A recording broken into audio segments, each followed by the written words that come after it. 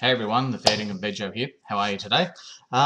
Just first off, I've got to show you all my black eye. It's getting a little bit darker and blacker. That was from Jiu-Jitsu on Tuesday lunchtime.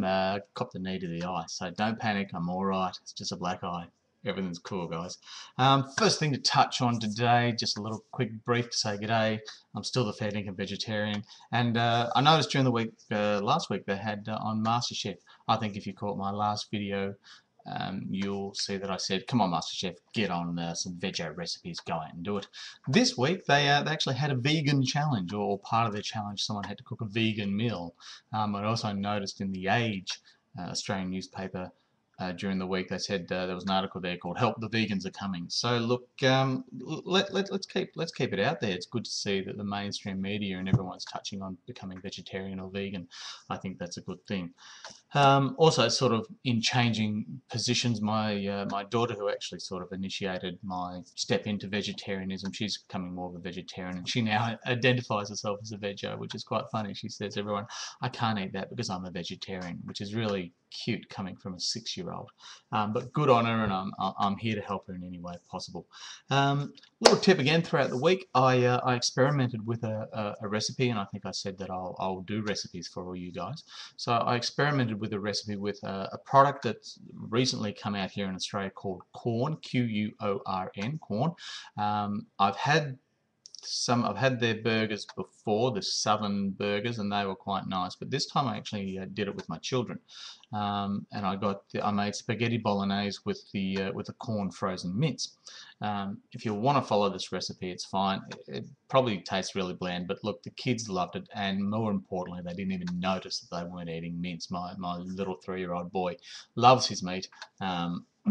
And so for him to eat it without even questioning what it was a real bonus. Look, quite simply, I'll give you a quick recipe. Chopped up an onion and a bit of garlic, threw it in the pan, bit of olive oil, softened that around. Then I got the frozen Quorn and just threw that in. Well, it started to brown that up a bit and make sure that was all defrosted and frozen.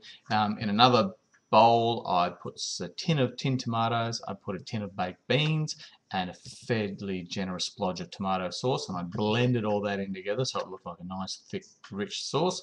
When all that looked ready, threw that in, stirred it through, simmered it down, cooked the pasta.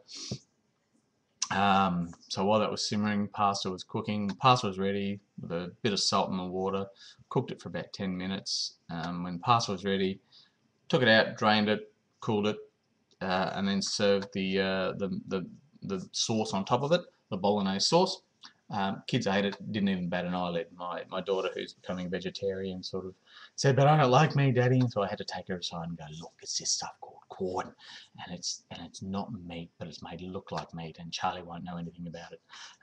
So did that. They ate it. They loved it. I had it. I loved it. Good recipe. Corn is going to be good stuff. There's going to be a debate whether as a vegetarian, you want things to look like meat. Um, I think for kids it's a good alternative, particularly if you're doing something like spaghetti bolognese or tacos or something. They honestly won't know the difference with the stuff. For me, instead of a steak, I prefer to have a mushroom or something like that. You work it out, but really, corn is an alternative. Good stuff. Give it a go. Also, something else to quickly tap on. I noticed the debate about slaughtering animals is still raging. I think that the live export one has slowed down a bit, but they're now looking on what is ritual slaughtering of animals and how ethical that is.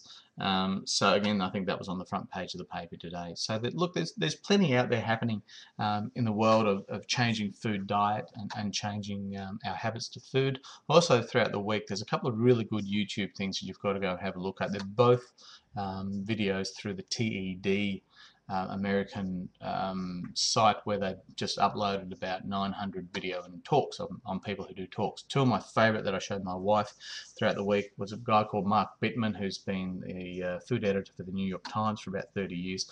He's been writing about food for 30 years. He's not a vegetarian, but he really promotes going towards a more plant-based food diet, and some of his ideas and philosophies on food and what we're doing is brilliant.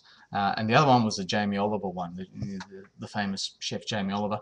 The other one was Jamie Oliver, and his talk was just absolutely incredible about going through his food revolution. Again, whilst he's not promoting vegetarianism, it really is a good chance to have a look and have a think about what we're doing in relation to our food, particularly with our kids.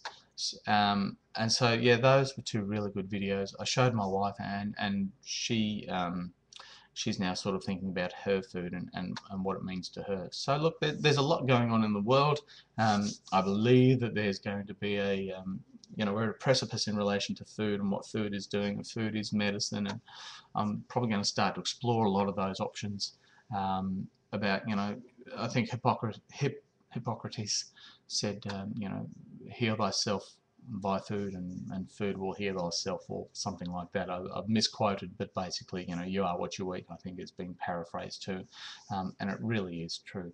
So anyway, that's enough from me, the Fair Dinkum vegetarian, checking out, saying I'll catch you next week. Bye guys.